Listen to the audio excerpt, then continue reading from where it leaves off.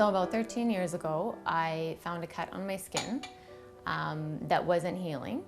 And something came in the mail, actually, on a piece of paper that said, skin cancer season's here, be aware of these signs.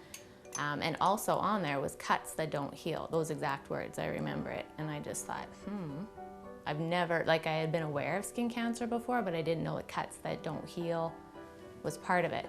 So I made an appointment with the doctor and I went in and they said, yeah, they did a quick little test with iodine and they said, yeah, we'll take that out. So they took it out and did a test and they called me back in and said, yes, this is skin cancer. We didn't get it all. So we need to go back in and get the rest, get all the margins. So they did, and I'm just super lucky and grateful that that's all they had to do.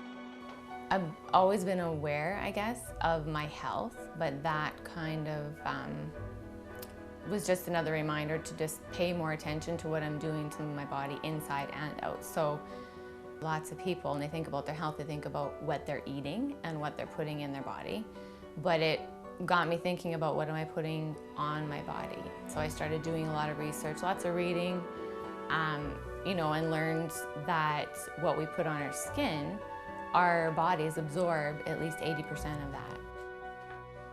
I knew you could make your own skincare, but I thought, why would I? Why would I go to all that work to make something that I can just buy? The regulations, for example, the word natural isn't regulated.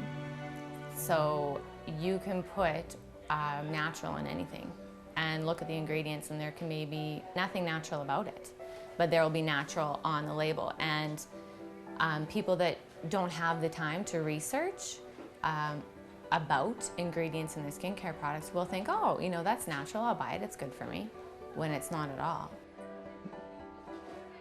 Well, I have used other products, cheap ones, expensive ones, it doesn't seem to matter. They all have things in them that are not good for your skin. I find that they're not good for my skin because I will break out, I'll have whiteheads, dry patches, and the more of the product you put on, the worse it gets. One is sodium lauryl sulfate. That will be in almost any product in your house. It's a skin irritant, it's actually a floor degreaser. They use it to clean in mechanics shops. It causes like allergic reactions, asthma attacks, but if you look in some products that say for sensitive skin only or no fragrance, fragrance free, if you look in there, it'll be like your top 4 ingredients. And I thought, it's time, I'm going to make my own. So the next day, I made a very, very basic lotion and a very, very basic skin cleanser. And when I used it, I just couldn't believe it because I loved it, I loved the feel of it. I knew exactly what was in there and it was doing the job. So I told my friends, I told my yoga class, they were just as excited, so I started making it for them. And then eventually, strangers started calling me at home. The wax holds the aloe vera juice and the oils together, but you have to blend them while they're heated, and you have to blend them quickly.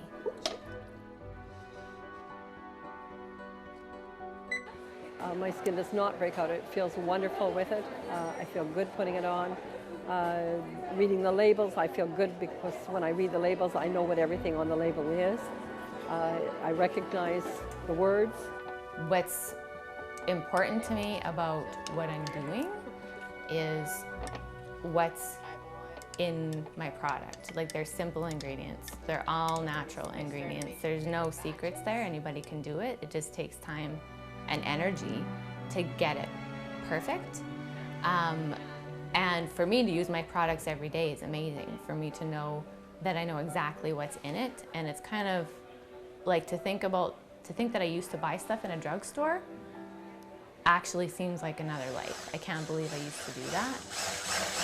So it'll like slowly, as it cools, it'll get like more white and thicker.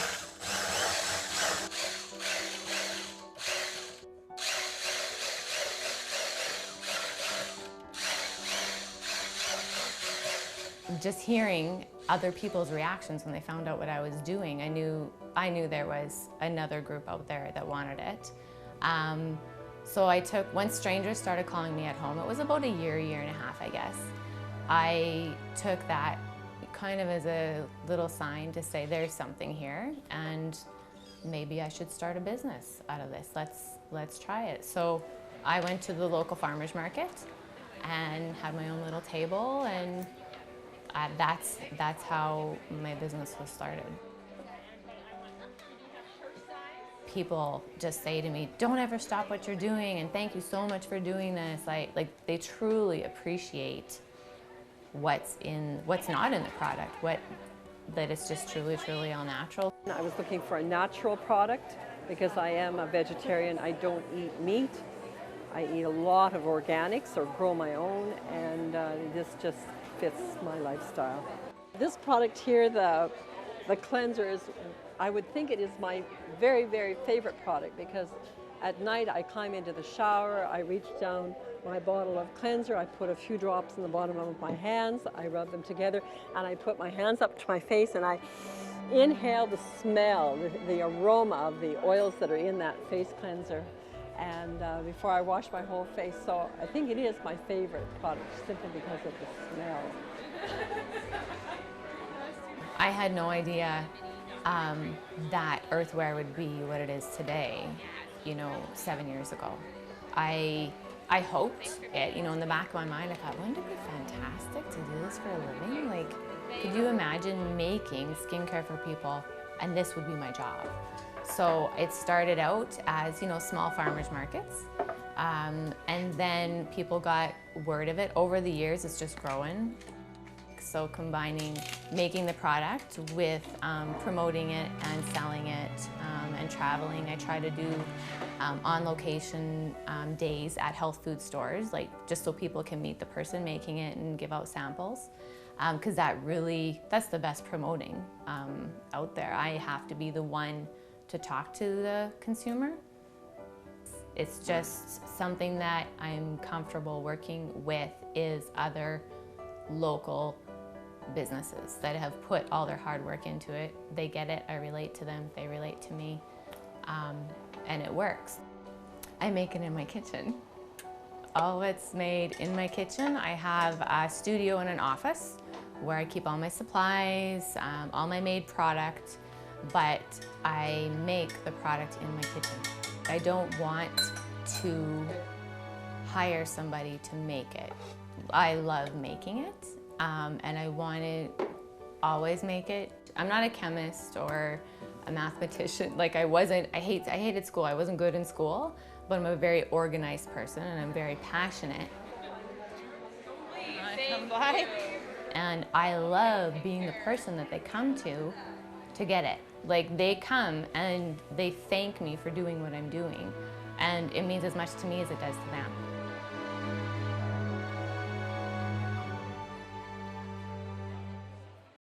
If you have program ideas that you'd like to see on Local On Demand, write us at max.local@sasktel.com.